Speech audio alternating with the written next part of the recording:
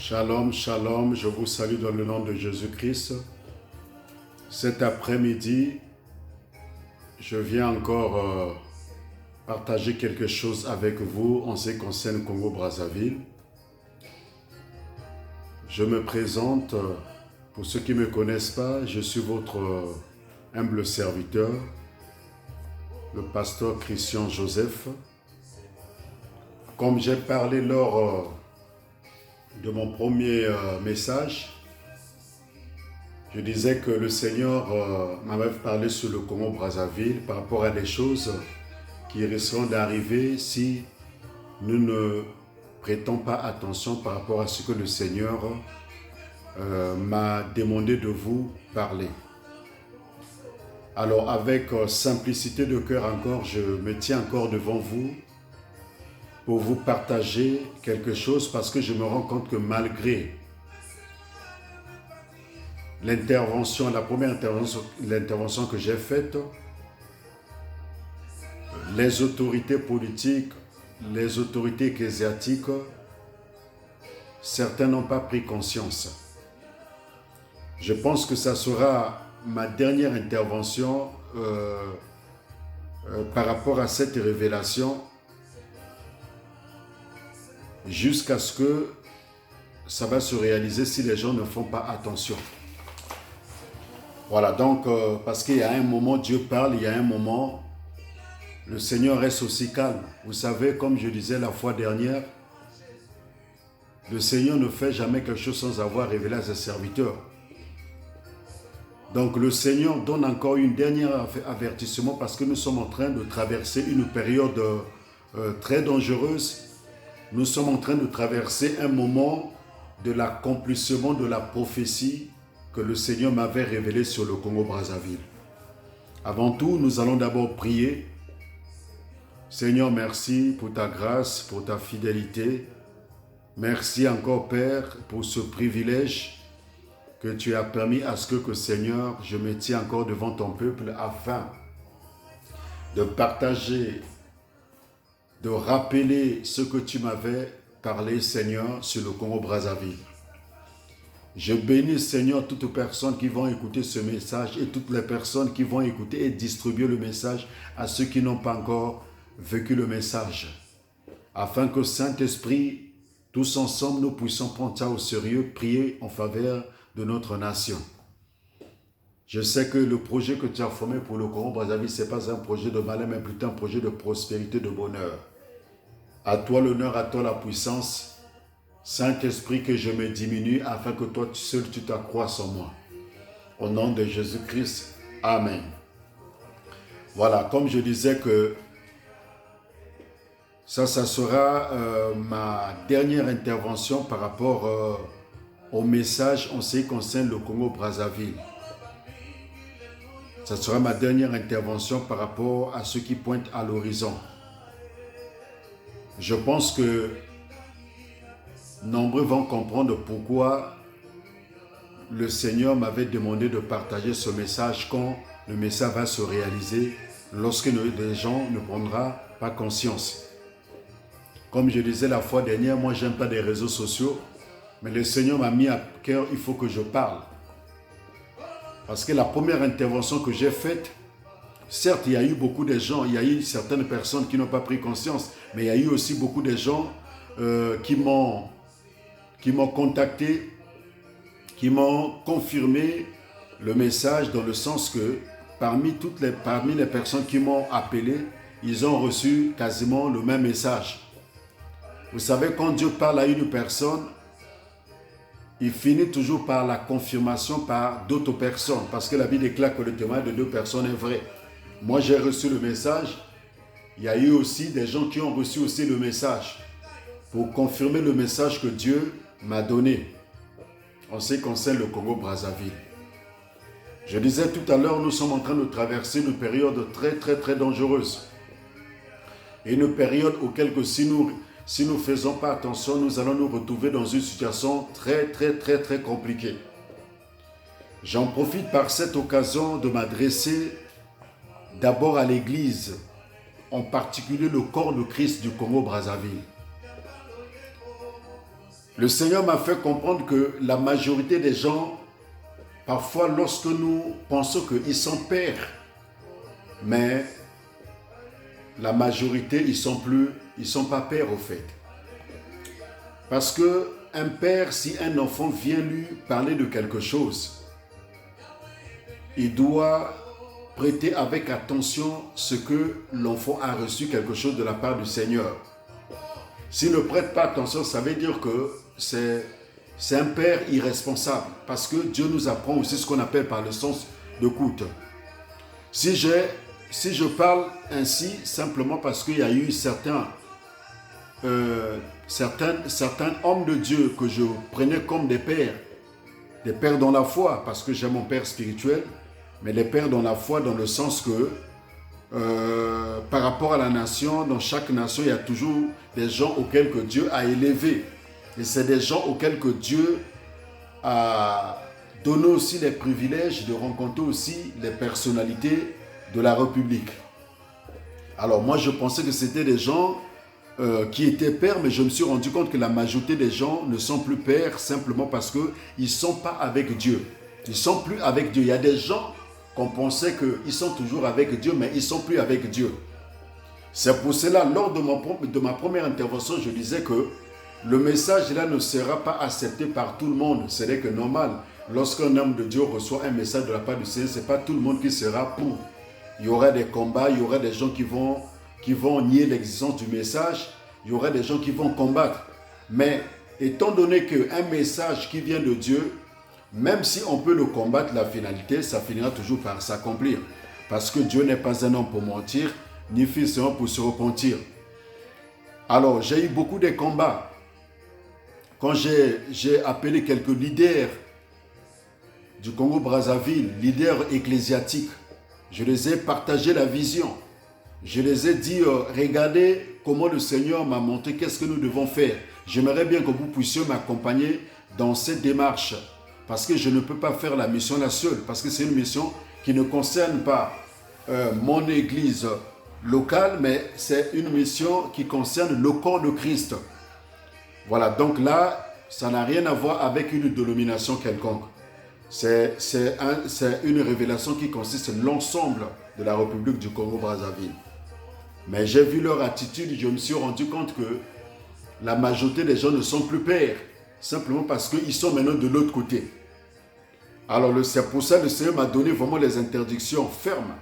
Le Seigneur m'a donné les consignes fermes. Donc il y a des gens que je ne peux même pas demander à ce qu'on puisse faire quelque chose avec eux. Parce que je me suis rendu compte qu'ils ne sont plus avec Dieu. Alors nous allons lire un passage. Après je vais vous partager ce qui va arriver au Congo-Brazzaville. Ce qui risquera d'arriver si nous on ne fait pas attention. Je vais parler encore plus sur les détails parce que la fois dernière j'avais parlé un peu en parabole. La majorité des gens n'ont pas compris, mais aujourd'hui j'irai encore plus. Aujourd'hui j'irai aux profondeurs. La manière que le Seigneur m'a mis à cœur. Voilà, nous allons lire un passage dans Osée chapitre 2, versets 14 à 16. Osée chapitre 2, versets 14 à 16. Chapitre 2, versets 14 à 16. Voilà, donc je lis la parole de Dieu. C'est pourquoi, voici, je veux l'attirer et la conduire au désert, je parlerai à son cœur. Là, je lui donnerai ses vignes et la vallée d'accord, comme une porte d'espérance. Et là, elle chantera comme au temps de sa jeunesse, comme au jour où elle remonta du pays de l'Égypte. Vous voyez, ça c'est au temps du prophète Osée. Parce que le prophète Osée, c'était un prophète majeur autrefois, dans son époque. C'est quelqu'un qui a commencé à voir des révélations sur la nation Israël. Mais, qu'est-ce qu'il a constaté? Il a constaté qu'il n'y avait plus de respect de la loi du Seigneur. Les sacrificateurs ont été corrompus par le mal. Les sacrificateurs ont abandonné Dieu pour aller adorer les faux dieux. Jusqu'au roi. Mais Dieu va lui donner maintenant la révélation pour aller, un message spécifique pour aller parler à la nation. C'est comme aujourd'hui, je me présente devant vous comme le prophète Osée. Je me présente devant vous simplement parce que le Seigneur m'a révélé quelque chose qui risquera d'arriver au Congo-Brazzaville. Si on ne fait pas attention, parce que nous sommes en train de traverser une ligne rouge. Et lorsque nous allons arriver un moment, il y aura plus, le Seigneur ne va plus pardonner, il va directement exercer son jugement. Parce qu'il y a un moment que le Seigneur parle, simplement parce qu'il prend le temps, parce que dans son amour, il est patient. Et dans sa patience aussi, un moment, quand il constate que les gens ne prennent pas attention, ne prêtent pas attention par rapport à ce qu'il dit, en ce moment, le Seigneur exerce son jugement. Donc nous sommes en train de traverser une période de, si on ne fait pas attention, le Seigneur va exercer directement son jugement. Ça veut dire qu'il va accomplir, il va frapper la nation. Les gens vont se retrouver dans une situation très compliquée. Alors, là nous remarquons que Osée, Dieu lui donne un message, Dieu lui dit, je les conduirai dans le désert, je parlerai à leur cœur, afin qu'ils prennent conscience par rapport à ce que j'avais dit. Vous savez, il y a des gens, tant que le Seigneur ne les a pas encore frappés, ils ne prennent pas conscience. Tant que le Seigneur ne les punit pas, ils ne prennent pas conscience. La Bible dit que Dieu châtie celui qui aime. C'est exactement le moment que je suis en train de vous parler. Nous sommes en train de traverser une période compliquée. Les signes sont déjà là. Lorsque nous remarquons les situations politiques deviennent de plus en plus compliquées. Nous remarquons des divisions ça et là. Nous remarquons même la crise au niveau de notre pays. Certes, la crise est mondiale, mais aujourd'hui, nous sommes encore en négociation avec la FMI. Tout ça, ce sont des signes que le Seigneur est en train de parler. C'est un avertissement que le Seigneur est en train de donner, mais les gens ne prennent pas conscience. Mais je vous dis que nous sommes en train de traverser une période, jusqu'à la fin de l'année, nous risquerons d'avoir une situation très compliquée. Et nombreux vont se retrouver dans une situation très, très, très horrible. Alors nous remarquons que Dieu dit à Osée, je parlerai à leur cœur simplement parce que je dois les conduire au désert. Alors, Dieu dit également, il dit, je ravagerai, au verset 12, je ravagerai, s'il faut revenir encore au verset 12, je ravagerai ces vignes, ces figuiers dont elle disait, c'est le salaire que m'ont donné mes amants. Je les réduirai à une forêt, eux et les bêtes des champs les dévoreront.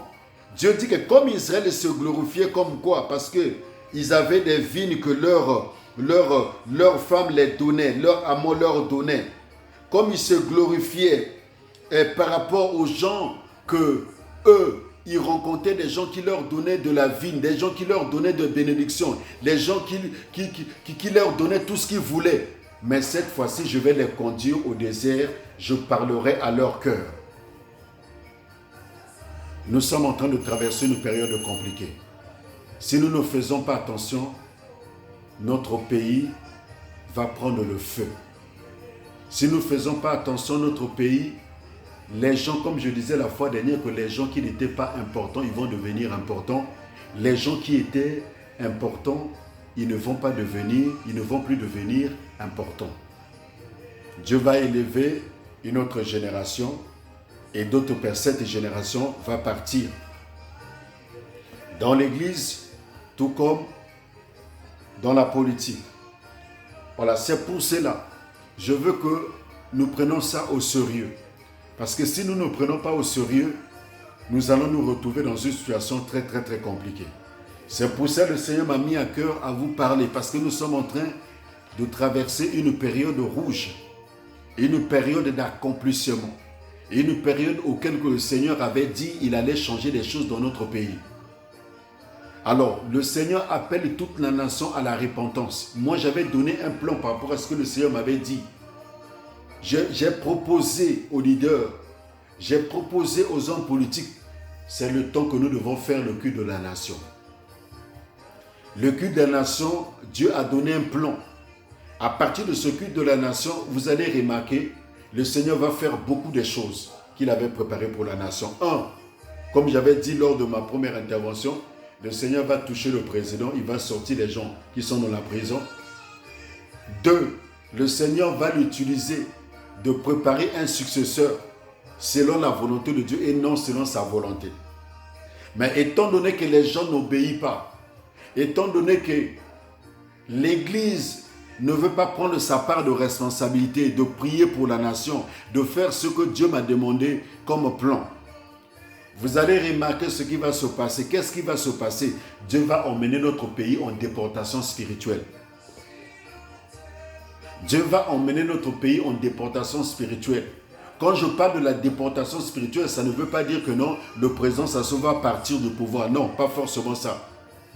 La déportation spirituelle, ça peut faire dans quel sens? Ça peut se passer dans deux phases. Un, la déportation spirituelle, Dieu va permettre à ce que le président puisse choisir quelqu'un selon sa volonté à lui. Et le Seigneur m'a parlé, m'a montré même déjà la personne. Mais je ne peux pas parler de la personne parce que je ne suis pas là pour indexer les gens, mais je suis en train de parler un message qui nous concerne tous.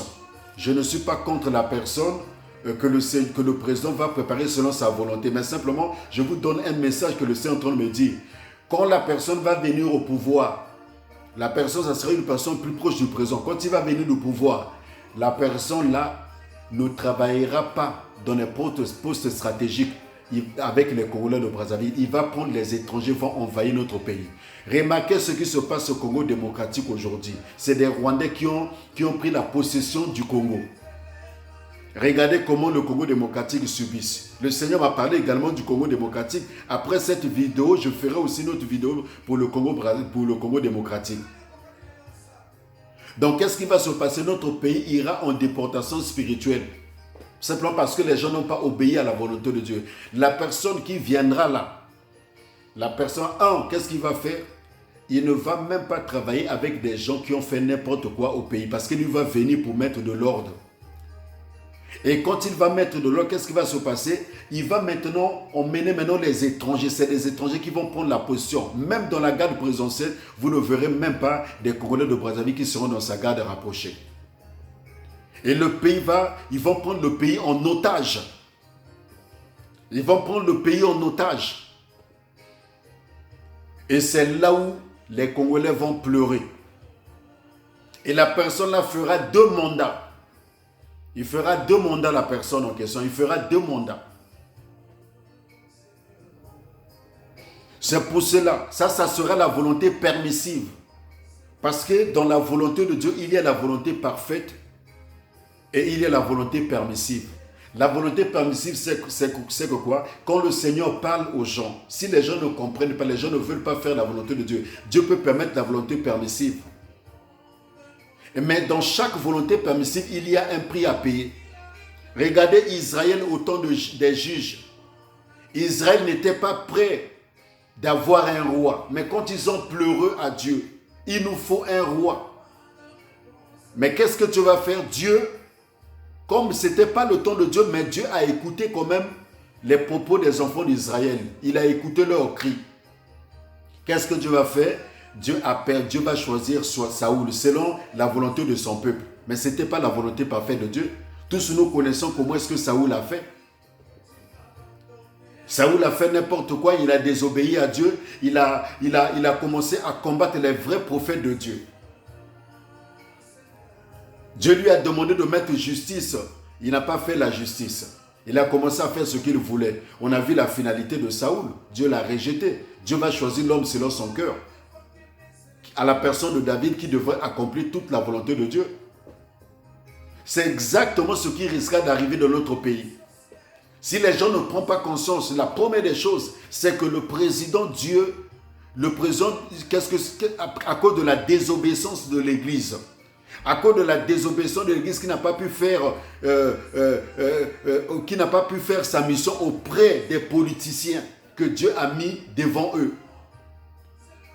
Ceux qui se disent pères, comme je disais tout à l'heure, ceux qui se disent soi-disant pères, que le Seigneur les a ouvert les portes à la présidence de la République, rencontrer le Premier ministre, rencontrer le président, rencontrer la femme du président.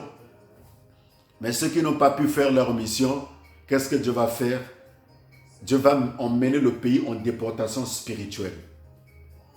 Vous allez voir que le président va décider. Il va prendre quelqu'un en dehors de la volonté de Dieu. Mais quiconque s'élèvera contre cette personne-là pour vouloir faire même du mal au président, le Seigneur ne va pas permettre ça. Le Seigneur va protéger le président, le Seigneur va protéger même la personne-là. C'est comme quand Dieu dit à Israël, comme vous avez désobéi, au temps d'Ézéchiel, comme vous avez désobéi, je vais emmener le peuple dans la déportation à Babylone. Je vais utiliser mon serviteur Nebuchadnezzar, il va les prendre, il va les ramener à Babylone. Ils seront ses esclaves. Malheur à quiconque se lèvera contre mon serviteur Nebuchadnezzar, mon épée tombera sur lui. Ça veut dire que Dieu avait utilisé Nebuchadnezzar comme son serviteur pour accomplir sa volonté contre Israël. Donc Dieu a plusieurs façons d'exercer son jugement. C'est exactement ce qui risquera d'arriver dans notre pays si les gens ne font pas attention. Le pays ira en déportation pendant au moins 15 ans. Ça dit que la personne fera au moins 3 mandats. Et les gens vont vivre 3 mandats de misère. Et les choses vont se passer tellement compliquées. C'est à cause de quoi la désobéissance? C'est pour ça cet après-midi, j'appelle toute la nation congolaise à la repentance. La Bible déclare dans 2 Chroniques 7, 14, si le peuple s'inquiète, invoque mon nom, s'il s'humilie, prie, cherche ma face, s'il se détourne de leur mauvaise voie, je l'exorcerai des cieux. Je lui pardonnerai son péché et je lui guérirai. Je demande à ce que nous revenons à la parole de Dieu, nous revenons à la repentance. Parce qu'il n'y a que seule la repentance qui peut permettre à Dieu d'accomplir sa volonté dans notre pays, Congo-Brazzaville. Donc la première des choses, ce qui va se passer, c'est que Dieu va emmener le pays en déportation spirituelle. Donc il y aura d'autres personnes qui vont prendre la possession de notre pays.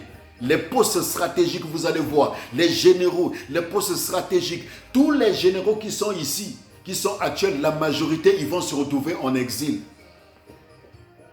Même certains membres du gouvernement vont se retrouver en exil. Dans la mouvance, tout comme dans l'opposition. Certains vont se retrouver en exil parce que la personne viendra avec un esprit de vengeance. Mais Dieu va l'utiliser pour accomplir sa volonté contre notre nation parce que le pays a désobéi à Dieu. Certains serviteurs de Dieu vont perdre même leur vie. Je vous dis la vérité. Certains serviteurs de Dieu vont perdre leur vie. Maintenant, la deuxième des choses de jugement que le Seigneur va faire, c'est que si les gens ne font pas la volonté de Dieu, Dieu peut permettre aussi qu'il y ait une guerre, comme j'avais dit la fois dernière, la guerre des clans. Il y aura une guerre des clans qui va se passer dans notre pays. Et quand la guerre là va se passer dans notre pays, c'est là où je vois que la vie du président sera en danger. Si on ne fait pas attention, il risque même de perdre sa vie. Mais la personne qui va prendre le pouvoir là, ce ne sera pas la volonté de Dieu, il va prendre le pouvoir de force. Il va prendre le pouvoir de force et quand il prendra le pouvoir de force, c'est là où ça sera compliqué pour notre pays. Nombreux vont perdre leur vie. Et quand la personne va venir là, la personne viendra aussi avec un esprit de vengeance. Nombreux iront en exil. Les maisons seront pillées. Certains auront même du mal même à fuir le Congo. Les mêmes jeunes que vous minimisez aujourd'hui là, les mêmes jeunes que vous rejetez là, ils vont vous attraper, ils vont piller vos maisons. C'est pour ça que je vous appelle tous à la repentance. J'aimerais bien que nous fassions le culte de la nation, s'il vous plaît. Je vous en supplie, je veux que nous fassions un culte de la nation. Parce que le culte de la nation, j'ai un message spécifique pour la nation. Je vous ai dit la fois dernière que je ne suis pas plus que tout le monde. Mais je suis seulement une bouche de l'Éternel.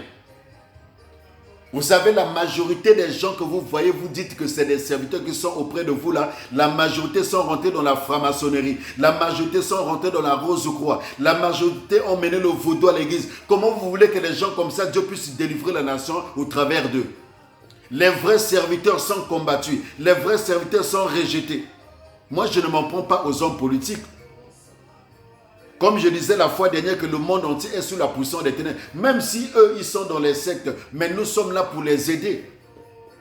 Comment vous voulez que les hommes politiques puissent nous écouter à partir du moment que nous-mêmes, les serviteurs de Dieu, nous sommes corrompus dans la magie, dans la franc-maçonnerie. Nous-mêmes, nous sommes des grands maîtres dans la franc-maçonnerie comme eux. Comment vous voulez que Dieu puisse délivrer les nations? Comment vous voulez qu'eux puissent respecter des serviteurs de Dieu?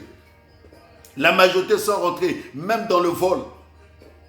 On leur donne les responsabilités politiques, ils ont commencé à voler. Quel exemple? Où sont les Daniel? Vous devez savoir que les deux Congos là, c'est des pays prophétiques. Dans toute la nation, dans le monde entier. C'est des deux pays prophétiques. C'est comme Juda et Jérusalem, les deux pays là. Les deux frères, Congo-Brazzaville, c'est des pays prophétiques. Les gens qui devraient être à la tête de ce pays-là, c'est des gens qui écoutent Dieu. Si les gens n'écoutent pas Dieu, vous allez voir. Comme je disais tout à l'heure, après cette vidéo, je ferai une autre vidéo pour le Congo-Kinshasa que le Seigneur m'a montré. Nous sommes en train de traverser une période très dangereuse. C'est pour ça que je vous appelle, je vous en supplie. Faisons le cul de la nation. Je sais que avec le déconfinement, ça ne sera pas facile. Mais si on a la bonne volonté, on peut mettre les mesures barrières, on va faire le culte. Cela n'empêchera pas que le culte ait lieu. S'il faut que je mette même mes moyens pour acheter même les masques, même les gels hydroalcooliques, je le ferai volontiers. Moi, je vais mettre une partie. Ceux qui sont là-bas, ils peuvent mettre aussi quelque chose. Parce que j'aimerais bien que le culte ait lieu. Je ne fais pas ça à cause de moi, ni à cause de mon ministère personnel, mais c'est à cause de notre nation. Maintenant, avoue que Dieu vous a donné la responsabilité d'aller voir les autorités. Si vous ne faites pas votre mission, le jugement va commencer par vous. Dieu t'a mis à côté de la première dame. Comme je disais la fois dernière, quand le Seigneur m'avait mis à côté de la première dame, je faisais ma mission. On a beaucoup travaillé avec la sœur Laurence. La sœur Laurence Okanda, je la salue en passant. On a souffert avec la sœur Laurence Okanda. Et avec la sœur Laurence Okanda, on a eu beaucoup de combats. Qui ne nous a pas combattus? Ceux qui se disent soi-disant serviteurs de Dieu aujourd'hui sont plus proches du président, plus proches de la première dame. Nous avons été combattus, mais moi je travaillais plus dans l'ombre. Qu'est-ce qu'on n'a pas fait pour cette nation-là? Ce n'est pas aujourd'hui là, ceux qui se lèvent aujourd'hui là, ils sont plus proches de la première dame du président de la République. Lorsqu'on leur explique quelque chose, regardez comment nous devons faire, les gens ne veulent pas faire. Les gens ne veulent pas prendre ça en conscience. Les gens ne veulent pas prendre ça au sérieux, simplement parce que vous avez déjà accumulé des responsabilités là-bas. On vous donne l'argent. Vous avez des grandes églises. Vous ne voyez pas le souci de notre pays. Vous ne voyez pas le souci de la population. Mais laissez-moi vous dire que quand le problème, si le Seigneur permet que quelque chose arrive, vous devez savoir que le jugement va commencer par vous. Vos églises là seront détruites, vont casser certaines églises là-bas. Il est temps que nous revenions à la repentance. Nous avons pour objectif, autant que l'Église, c'est d'aider le président de la République. D'aider, comme je disais, que prophétiquement parlant, c'est quelqu'un que Dieu a choisi afin de préparer un successeur selon la volonté de Dieu. Au-delà de ce que les gens racontent, les gens peuvent raconter, il est comme ceci, il est comme cela, mais c'est un serviteur de Dieu. Il faut savoir qu'un président de la République, c'est un serviteur de Dieu. Si vous ne savez pas, parce que toute autorité vient de Dieu. S'il est là, parce que c'est Dieu qui l'a établi. Mais nous avons pour mission de l'aider. Même s'il fait n'importe quoi, mais nous sommes là pour l'aider. Notre pays, c'est un pays prophétique. Nous sommes en train de traverser une période dangereuse. Il y a des choses qui risquent de se passer. Nombreux vont pleurer. L'argent que vous avez gardé à la maison en banque, vous n'aurez même pas le temps d'aller même la chercher. Les jeunes que vous minimisez, les jeunes que vous rejetez, c'est les mêmes jeunes-là qui seront vos rois là-bas. Il est temps que la repentance arrive. Si nous faisons la vraie repentance, Dieu est capable de déjouer tous les plans de l'ennemi. Dieu est capable de déjouer tout ce que les gens se sont préparés. Et je m'adresse particulièrement à ceux qui n'aiment pas ce pays. Les hommes politiques, ceux qui préparent des plans maléfiques. Il est temps que tous vous reveniez à la repentance. Parce que la Bible dit que c'est Dieu qui est le Dieu, l'Éternel de toute la terre. Dans Psaume 45, 13. C'est Dieu, l'Éternel des armées, qui est le Dieu de toute la terre. Donc c'est lui qui élève les rois, c'est lui qui élève les notables, c'est lui qui élève les hommes de Dieu, c'est lui qui élève qui il veut. Le Congo appartient à Jésus-Christ. Le Congo n'appartient pas à quelqu'un. Le Congo n'appartient pas à qui que ce soit. Mais le Congo appartient à Jésus-Christ. C'est pour ça que nous voulons la paix.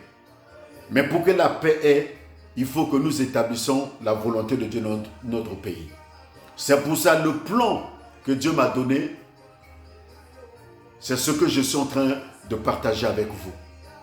Même si je n'ai pas partagé le plan plus large, mais je vous ai déjà donné une idée. Je dis que faisons le culte de la nation, organisons le culte de la nation avant qu'il soit trop tard. Parce que si nous n'organisons pas ce culte de la nation, les choses vont se passer très horribles. Vous savez, quand Dieu parle, les gens minimisent.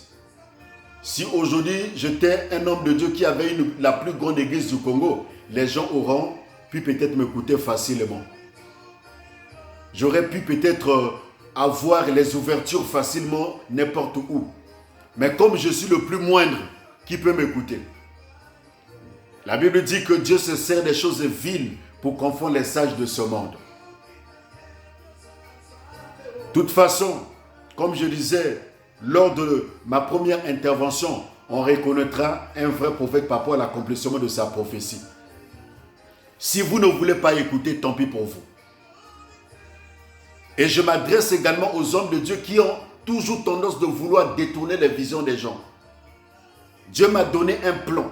Mais si vous faites quelque chose sans moi, tant pis pour vous. En Israël, Dieu avait élevé Élie autant que prophète majeur. Dans chaque nation, Dieu élève toujours quelqu'un. Quand Dieu élève quelqu'un, ça ne veut pas dire que la personne doit avoir forcément la plus grande église de la ville ou du pays si vous voulez. Dieu peut se servir de qui il veut comme prophète majeur. Mais cet après-midi, je me lève devant le Congo-Brazzaville. Je me lève devant mon peuple Congo-Brazzaville comme un prophète majeur. Si vous n'écoutez pas, vous allez voir ce qui va arriver. Nombreux vont se retrouver ici en exil. Aujourd'hui, je peux dire, je m'en tape parce que je suis français de nationalité. Mais je me suis dit non, c'est un fardeau que Dieu m'a donné.